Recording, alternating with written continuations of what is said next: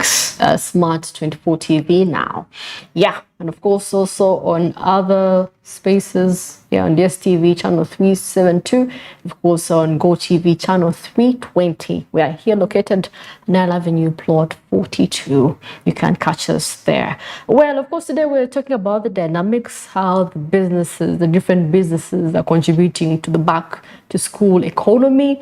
And of course, so far we took time and went back and went to, the very business person, the person that sells those scholastic materials, the person that is into printing. And of course, they had a few things they had to discuss about, And of course, with school enrollment, the enrollment of schools. And of course, so far in the newspaper, we saw a few students going to over 1,000 going to miss out on 100,000 going to miss out on the selection of senior one. So you can imagine, talking about enrollment surge. Do you think students are going to be attending school this year or this term, or some are going to be joining in half when the term is halfway? Why? Because we're economically challenged. Parents do not have the required finances to facilitate the increasing demand and, of course, the overhiked exploitative school dues, from the requirements, the tuition, to the boarding fee, to the transport fee. I mean, it's crazy, yeah? The education system is really expensive in Uganda. One of the most expensive things I know now, it's education. It's education. You can imagine at a time, I want to see the time where we used to pay 20,000 to be in school. I went to a school where I paid 20,000. And I'm here talking to you. Do I have the English? I mean, yes, it's possible. So definitely, if you feel the shoe does not fit, take your child to a government school and they'll be good, just like we turned out to be. So we took time and went to, a DT downtown to see how the business fraternity says about this. How are they benefiting? Are the customers coming in? But of course, reports, it's business as usual, whether school or no school. Business for some people is usual, really. The same orders, the same people, nothing has shifted. I think we shall have one of the people we managed to interview to say a matter or two on this. No customers this round. Comparing last season, at least people came, but as of now, no one seems interested. So I urge people, especially those who have kids that are going to school, I urge them. When it comes to buying these scholastic materials, parents are really trying their best, and they are coming in big numbers. Comparing last year's season and this season the prices are fair. Well, the factories reduced price, so for that matter, we decided to do the same for our customers. That's why parents are buying school stuffs, for instance, pencils, 96-page books, 9,000 ream at 180,000. The prices are really affordable. Tuli mulimu gwa graphic designing and printing. Tukola ku by'abaana b'amasomero, kubalambira, kuteekako badges, mostly branding gwe tulimu. Eno tuli mu season naye tennalabika nga season nti sente tezijja bulungi nga bwe twandikisuubidde nga bwe twakibala nti mu kiseera kino nandibadde bize, kiseera kino nandibadde nkola guno naguli, nandibadde ntuyanya olw'emirimu emingi naye era emirimu misaamusaamu. Mpozi katulabe Mungu ng'anaatereza mu mbeera, maybe abaana bwe banadda ku masomero sente ne zifunika, amasomero ne gassaamu orders. Ndowooza naffe ntufuna ku jjamba. I come from Gayaza. The challenge I face at school, safety. Sometimes they feed badly. Another thing apart from the school fees issue. The school fees issue. As children, we go at school at the right time. We don't have any challenge at home. Extinguisher but just safety among children. Well, of course, you can see you've had some of the key challenges that I faced. And of course, right there was a student. And of course, she was talking about safety, how safe their school is, yeah, and how excited she is, to go back to school. And of course, there was a shoe seller, someone who sells shoes. And of course, something about low turn up of people. Yeah, people, I think, prefer these shoes, the other shoes, these normal shoes for work. Yeah, these closed shoes, the ones that range from 10 to 15,000, yeah, affordability. Second-hand shoes are actually quite expensive.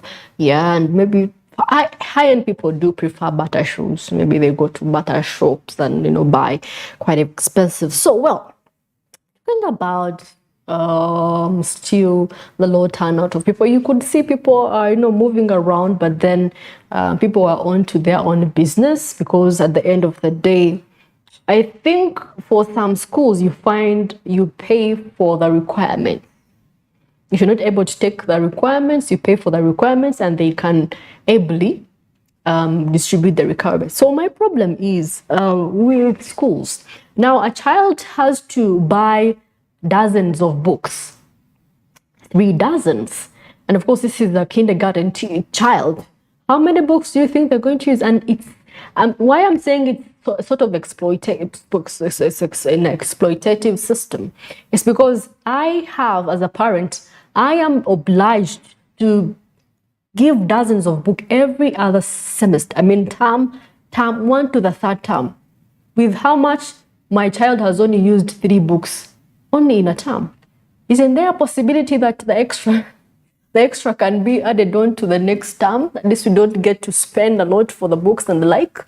So definitely, I believe, yeah, the kids are enrolling, but then the financial challenges are crippling the education system. Now, some I'm going to drop out, some I'm not going to continue because of the school dues, and of course, some were not able to get their school fees.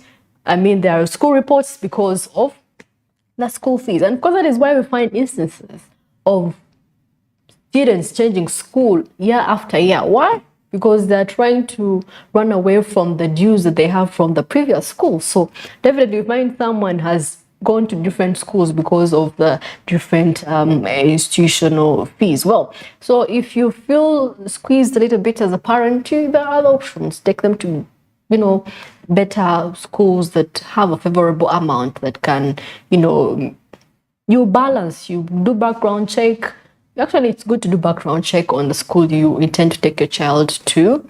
If you have neighbor, people take their child depending on circumstances. Some do because, it's a good performing school. That's where I want my kid to go, probably because the environment is good for their children, health-wise, mentally.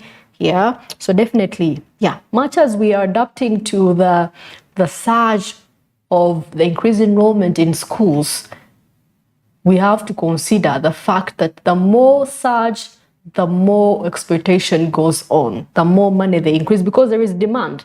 I want to go to these traditional schools, so they also up their game. They're like, okay, we're going to make it so hard for people to access. So now it's about your finances are the ones that let you in and out of an institution. Yeah. So definitely. And of course, when you come now, it's going to cripple to the fact that you start kindergarten, you're paying in millions, you get to campus, you're paying in millions. So the investment, and of course, we were talking about last week, the return on investment in education. You have invested quite a wholesome of finances in the your education, but then you're not paying, it's not paying you out. You're not getting paid because, you invested 30 million in your education, but how much do you get as a person? That job that you have, 200,000, really? Can it really, if you're to weigh education and your job career, does you think so?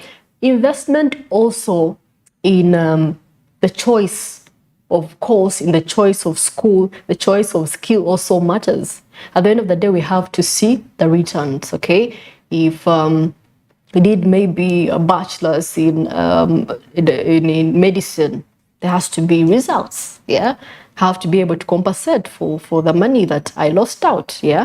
Because now the standard of living is so high, the demand is so high. So definitely, I believe one way or the other, people are challenged financially. Well, today is the 5th, and of course, the official opening, the official one. Last week was for those, the lawbreakers, definitely. But of course, we'll be getting into it.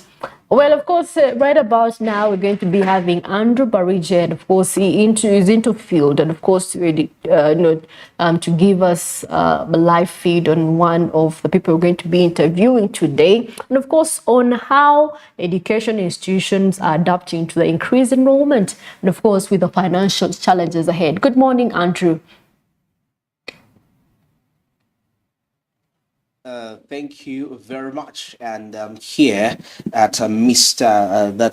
Kawesa Chiwanuka. He's the Executive Director, that is for the Proprietors of Private Education Institutions Association, that is in Uganda. But of course, not only is he an Executive Director, but he's a Director for Chirowa Parent Secondary School that is located in Mityana. So definitely he's walking his talk, leading such an association when you are handling all of this. And of course, today being back to school, the official opening, I understand some schools actually opened last week, but today is the official date.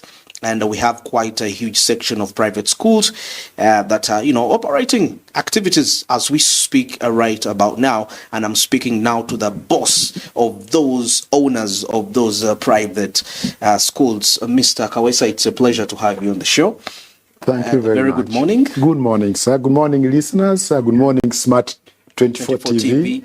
You are doing a great job for this country. Thank you. Because you are the only TV I know that's very focused on economic growth of this country. And Absolutely. We are very proud about that. Thank you, sir. In all areas of the socio-economic transformation. Thank you so much. As he has said, I'm Christopher Chiwanuka Kawesa, the Executive Director of PIAO. PIAO is Proprietors of Private Education Institutions Association in Uganda. We prefer to call it PIAO so that you don't PIAO, you don't have to bite your tongue about it. Okay. I'm also the proprietor or the director of Kiryocha Parent Secondary School in Bulera Sub-County, Mityana District. That's Mityana North constituency. Yes. Let me take this opportunity to greet some of the people. It is okay. I want to greet our national chairperson, Mr. Mike Chironde of Jonani Schools in Uganda. Okay. He is also our national chairperson of this association, together with the board members of the association. Okay. Please, we thank God that has brought us this far, since the lockdown. Schools have not been going through a very healthy environment, economic environment largely. But we thank God that a good number of schools have survived the post-storm of COVID-19. Particularly, I want to bring greetings to my headmaster, Mr. Peter Nangoti, Kiryocha Parent Secondary School. Thank you for reopening the school very successfully, together with all your members of staff that have reported on time, and the children. And I wish to say, I give you all the support and the blessings to ensure that you have a very successful year. Amen to that. I also want to greet all people who are running private education institutions, particularly primary and secondary.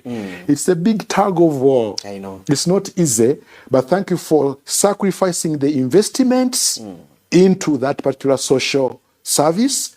And we thank God that many of you have still survived and you are doing a good job. I know even in terms of performance, you are still doing a good job, because even government acknowledges that private schools are performing slightly better than the government sector. Now, today, schools are opening up. Yes. So, as private schools, how are you prepared? What do you have in plan as an association to the people that you control? Okay. To begin with, I think let me start with the transport. I want to appeal to all our head teachers, the administrators, and the owners of the schools that please take extreme caution as the children board the vehicles, the kind of transport that's available. The transport, okay. You can see when you walk around, when you move around at the police, you get dismayed. For me, I fear even jumping on a border.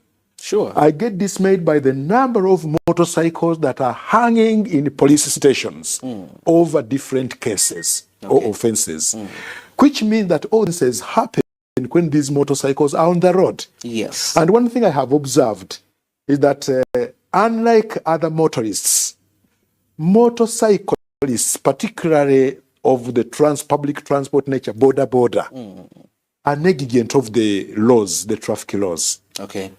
You can see this person coming, riding the motorcycle left, right, center, in between, crossing between vehicles so fast, and even the passenger seems not to be so much bothered. I think they are so much. And many of our children use and them. many of the children use these borders, and they are going to continue using these borders on a daily basis. Please, I appeal to the parents, I appeal to the administrations, even if it means getting these people who are customary your clients that bring your children to school and talk to them on road safety issues. Road safety issues. I think borders. Can you allow me to speak this in Luganda? Borders banange mbakubira omulanga mukuuma obulamu bw'abaana b'eggwanga lino nga mubavuga. Mukuuma obulamu bw'abakadde baabwe, mukuume n'obulamu bw'abaana. Kubanga abaana ly'eggwanga n'abakulu okusobola okukuza abaana bano ly'eggwanga. Mbeegayirya bwegayirize. Ako nkayisizaawo mu Luganda kubanga it was inevitable. Inevitable. Yes. Very true. Now, talking about today, the big concern is with the increment this time around. School requirements is a big deal now. Of course, we had the fees. That one, it is okay, and we understand it's already increasing. But now there is a huge concern of school requirements that is increasing, almost doubling the school fees in most of these institutions. Would you allow me to split the sector according to how it represents itself in society? It is okay. We've got the purely public schools. Yes. Those are the ones whose owner is government. They are government aid funded schools, which are not necessarily government owned, but government has got a stake in them. And then we have got the type of Chiyocha parents, Jonani schools, St. Mark's Namagoma, and others, which are purely private. Let me start from the area where I think I support the president when he comes out and says, why do you charge school fees when you funding? Funding, exactly. Yes. That is on the assumption that actually government funds them in time. Yes. That's where I have to start from. A school requires cash flow, immediate cash flow, when it starts operating. Different types of expenses require money. The question is what's the timing in terms of government giving public schools or even the government aided schools? That could be the motive behind or the motivator for these schools to charge school fees. School fees, yeah. That's what I think is the greatest problem. They are not profit makers as such. Especially public schools are not they are expenditure budget driven.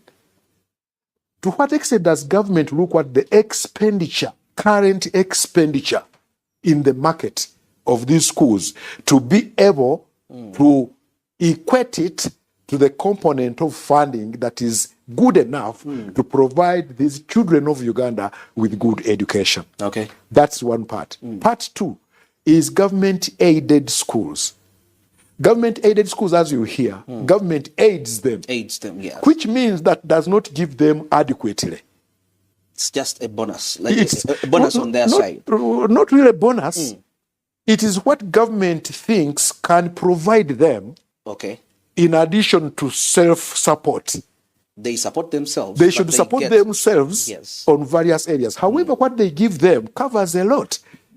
In fact, it is equivalent to what a government gives a public school, which is not a boarding school. Okay. So they look at the institutions which are big government aided as day schools. Now, because you want the school to be boarding, whether in a public environment or in a government-aided environment, you have to take care of the issues that require those extra charges for boarding. And this one tallies very well with one of the questions you raised.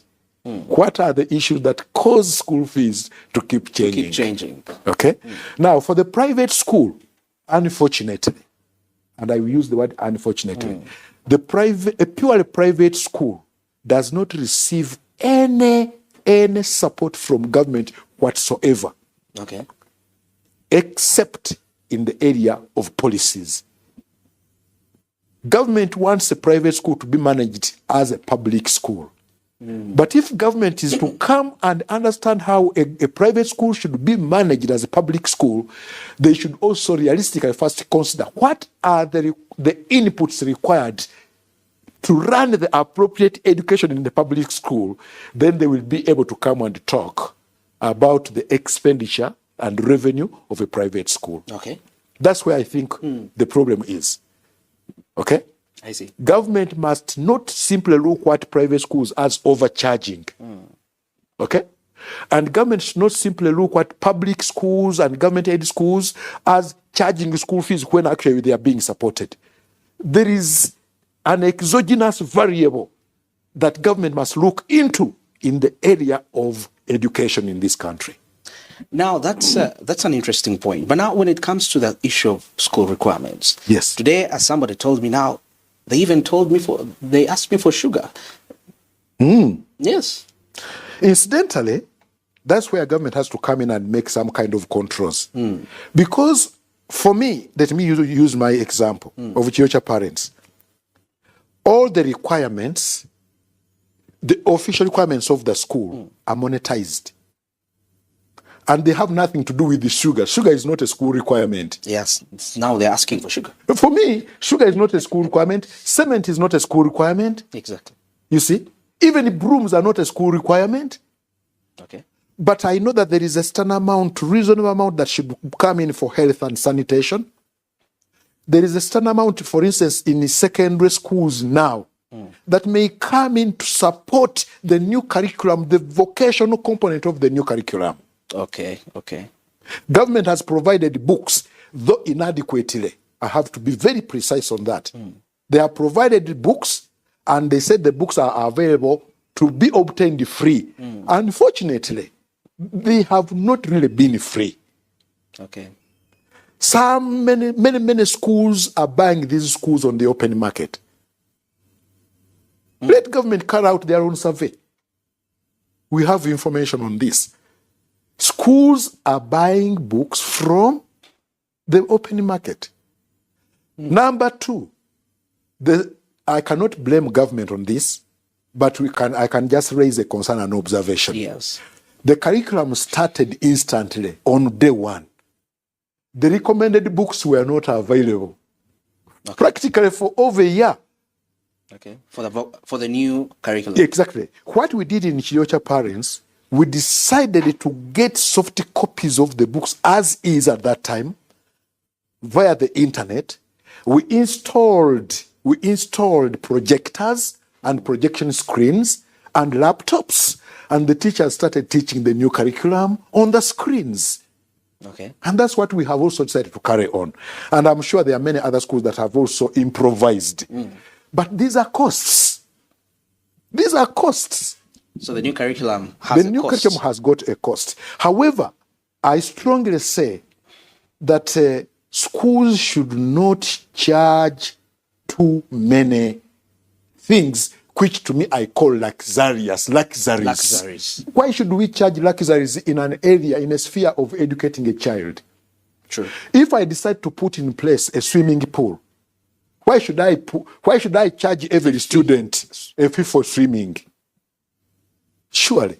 Why? Now, these are some of the things I'm looking at. I'm not condemning who are doing it because they do it according to the class of their of the customers. Of the customers. Now that brings me back to the aspect of when you something to do with the open markets. Now there is also another concern here regarding that.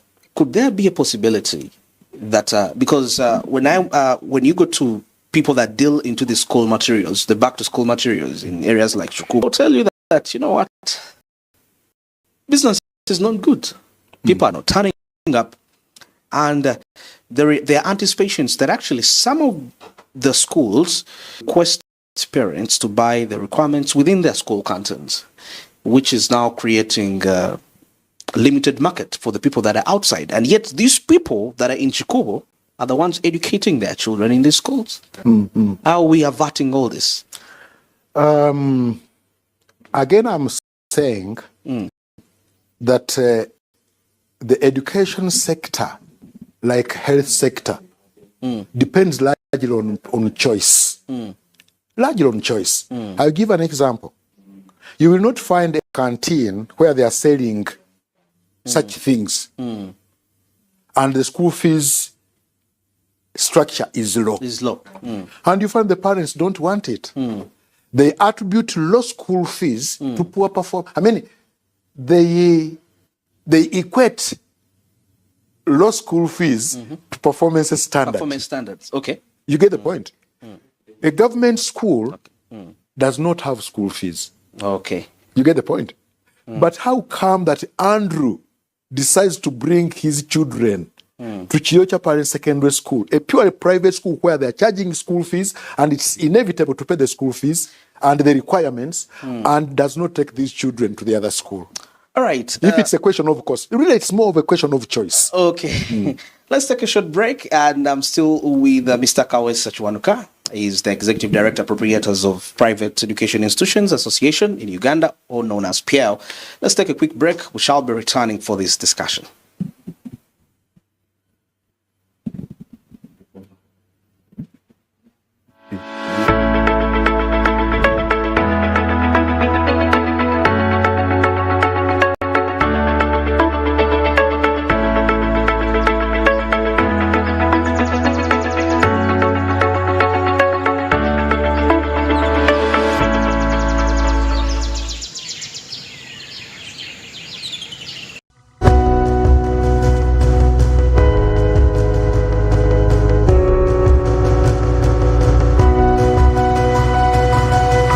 Smart 24, driving business. Fred! Osmosis. Freddy!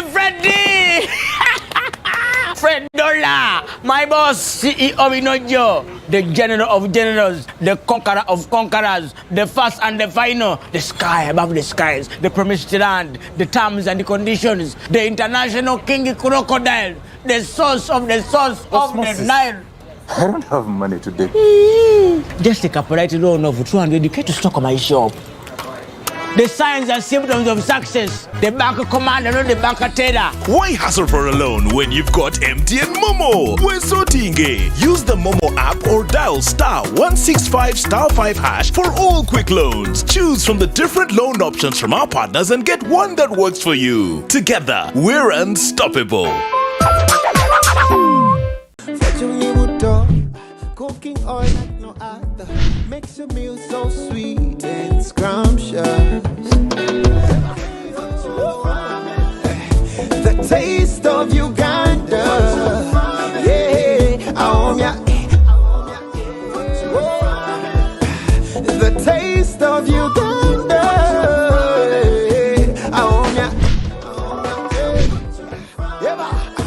the taste.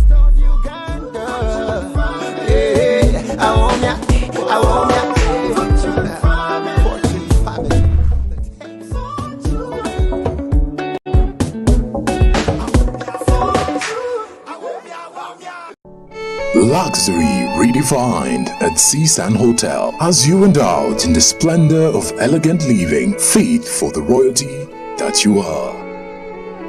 Step into comfort, pampering and blissful customer-centric service as you select from our range of comfy, exquisite living quarters furnished to meet with your royal preference.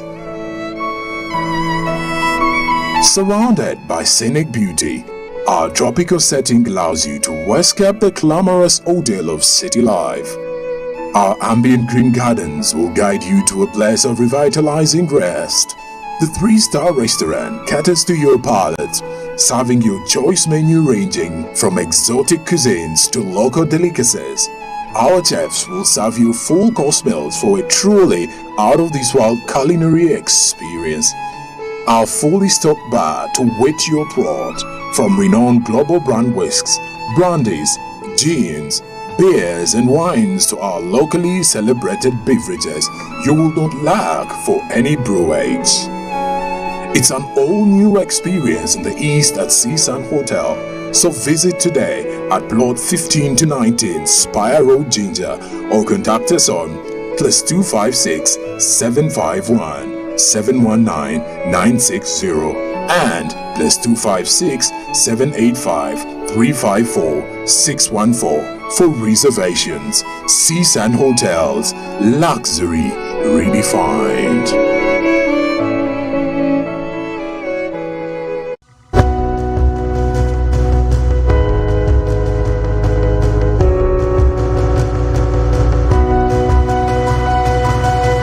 Smart 24, driving business.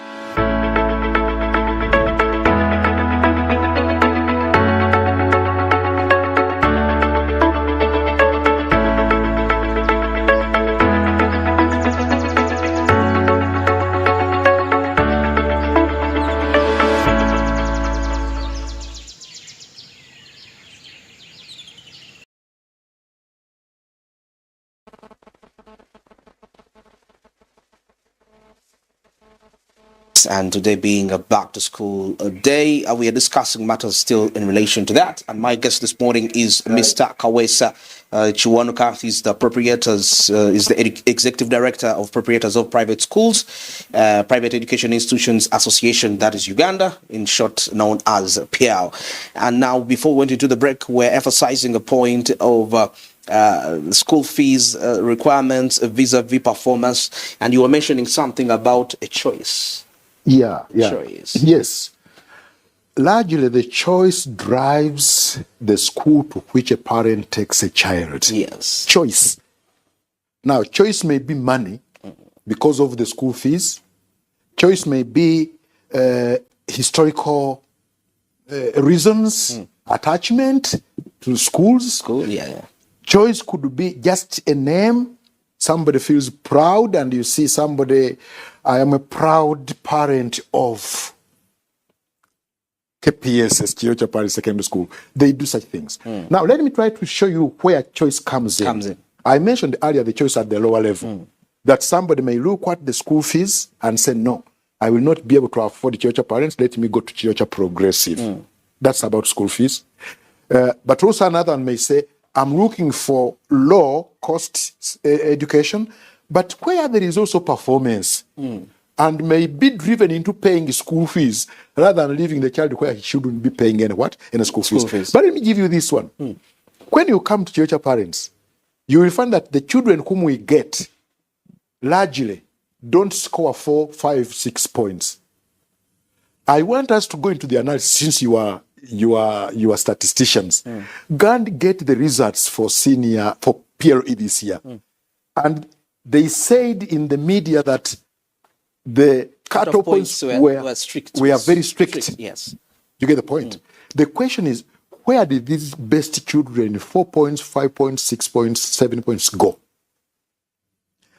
You will be surprised to find that they went in schools which charge 2 million shillings and above. Excluding requirements. And the parent is more than ready to pay 500,000 shillings admission fee. When there is a school which charges 500,000 shillings per term as school fees, and even a child of 27 aggregate, 26 aggregate, or second grade for that matter, in PLE, is given the opportunity to continue. The other one has even denied a child who got a first grade because they say it's a weak one. However, if your neighbor would like to listen to my advice, let me give them a question. Do they ever compare the PLE results with the UCE results in any school to see what we call education value addition by schools? Okay. If I am a school, your parents, which takes 200 students in senior one, with cutoff points 5, do I bring cutoff points 8 or 9 or 10? How many really come with it? 8, 9, 10 in senior 4? And yet you will find the other school of the Andrew school, it's a private school, which charges 500. It takes only the rejects from the cutoff points. Cutoff points, yes. And you go and look at their UCE. They have maintained all their 5 first grades which they were able to admit. Okay. 8, 9, 10, 11, 12. And on top, they have been able to drive 50 children from second grade and third grade into first grade in UCE. If you would like to really promote value addition in education, they should go into that kind of evaluation.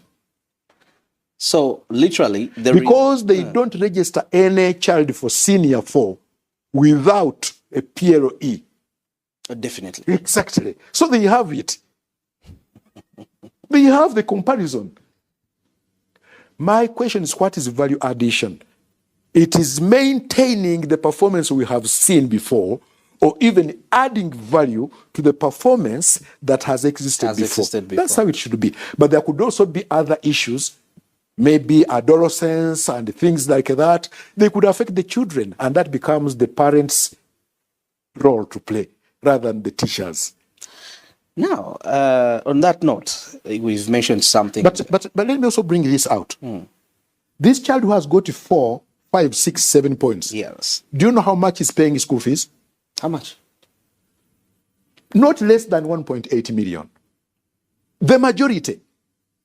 More than 1.8 million per term, excluding requirements. But you will come to a private school of the nature of Chiocha Parish Secondary School, and you find that even we give half bursaries. If my structure is 700,000, you may find that I can say, okay, I can take you at 500, and we let the children study. Okay. Let the children study. It's okay. Now, on that note, how are you preparing the children as leaders to get ready for the job market? Because I've come to realize we train children, and the kind of skills that we give them are not tailored to the job market demands, because we've seen trends change. 10 years ago, what the market needed is different from what the market requires today. So as leaders, how are we adapting to that? That it should go beyond education of the child sitting on the blackboard and do all this, but a child is out there and is able to solve basic society challenges. Thank you very much.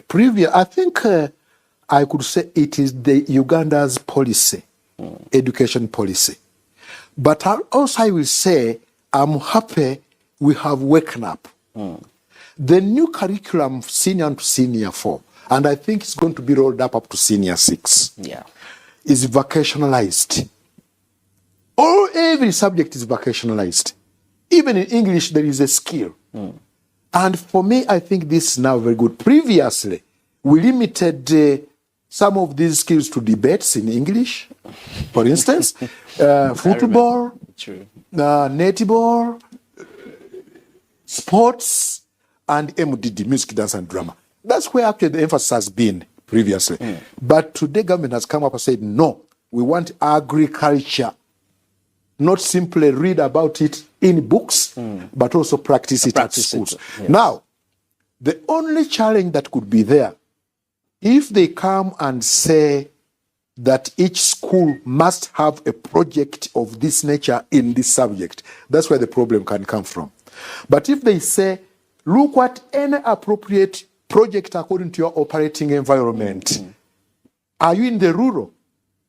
What can you do in the rural?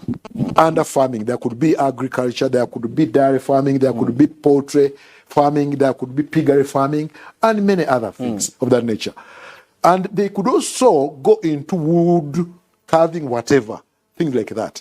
While those in the urban center, who don't have land for cattle, who don't have land for matoke, can do things which are more on the industrial-based projects. But every child, this one I must emphasize, every child has got a potential skill. Every child has a potential skill. So, Okay.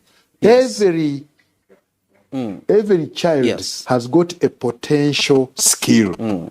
There is no child without a skill. I think we should also ask government to find a way of inculcating the skills development at the primary level. Okay, yes. So that children from primary come focused with certain skills other than music and dance and drama and because those are actually that is what our majority would take as skills. Now, on that perspective, there are two conflicting aspects here. We know with the current aspect of emphasizing vocational skills, we still have a mindset whereby parents still believe if their child don't go to higher institutions of learning, they are failures in life, and we are limiting all the success to university degrees, which is okay, which is good. But then, when you also look at it in this perspective, if everyone is branching off with a new curriculum, whereby people are getting these basic skills at a tender stage, that means higher institutions of learning, which are known, the traditional ones, will be out of business in the future. No, it's not true. Sure. It's not true. Let me give you a good scenario. Under this new vocationalized curriculum, it has got the element of going higher up to the university. But would it be necessary for somebody to go to when they get these skills? There are courses that will require those skills. For instance, when you look at every industry, economic industry in Uganda, it requires consultants. Okay. It requires consultants. Even if I get the skill of tailoring, like that one you see there, even if I get the skill of tailoring, even if I get the skill of soap making, like we are doing in Chiriocha, we are doing soap making, we are doing tailoring, and we are doing a little bit of agriculture as well. Even if you do that, the child will not be an expert at that yet. We need an agriculture officer who also has the skill of agriculture. Today we have been having veterinary officers, agriculture officers who don't have any skill. They only have the knowledge. So the higher institutions are coming on that intellectual. Higher institutions should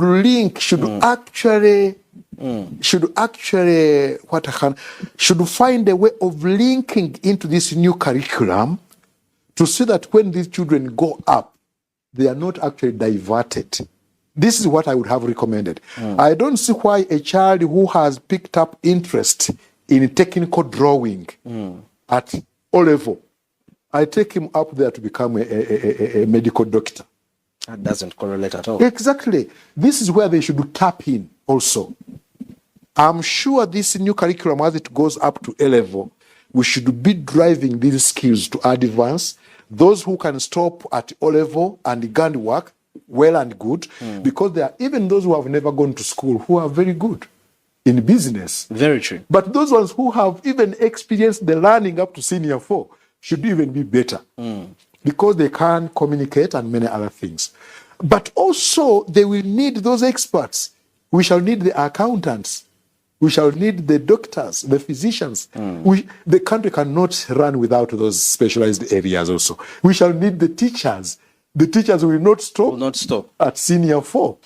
So every area we need the higher level of education. Okay. And we can see. However, let us also cautiously look at these children. Why should you force a child to go to university, to a tertiary institution, and this child cannot comfortably manage up there when this child can divert and manage somewhere? Maybe finally. So it becomes now really a game between the parents and we, the educations, to sit at a table for each child, right from senior to senior as we progress, and be able to identify these children's talents, their potentials academically and their potentials in terms of vocational skills. Okay. And we saw we balance the two. I am very happy at my home here. We have a small workshop, a domestic workshop for tailoring. We also do some little poetry. And you find these children who have done their degrees, they have all gone up, they have done degrees, but they all know how to do. They have the skill. Yes, they have the skill. Even if the mother is not there, they can be able to run it. Okay, at the end of the day, what is your objective of growing these children or educating them? Is ultimately for them to take over and advance your own ideas. To take over and advance your own ideas. Beautiful. Beautiful insight right there. And definitely that brings us to the end of our discussion this morning. I've been with Mr. Kawesa Chiwanuka.